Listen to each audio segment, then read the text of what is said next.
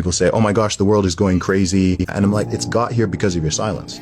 That's how it got here. So if you continue to remain silent, if you continue to play games, if you continue to do and say things you know do not make sense or are not right, where do you think it's going to be in 5 years? Where do you think it's going to be in 10 years? In fact, if you have children, think about the world you want them to inherit.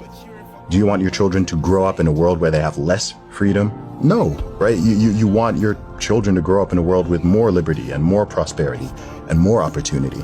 And we've seen many times in history what happens when people go along with things that are wrong and unethical. And so we need to remember and have some humility that we are not so much wiser than everyone who came before us, that we're suddenly immune to all of these mental and cognitive flaws, or that we're immune to groupthink or going along with the herd, or that, cowardice even. I think there's a pandemic of cowardice right now. And I just think if everybody could be 10%, 20% more bold and forthright and outspoken in the face of nonsense or in the face of things that are wrong, then we can get right back on a proper trajectory towards more liberty and more kindness and more tolerance and more human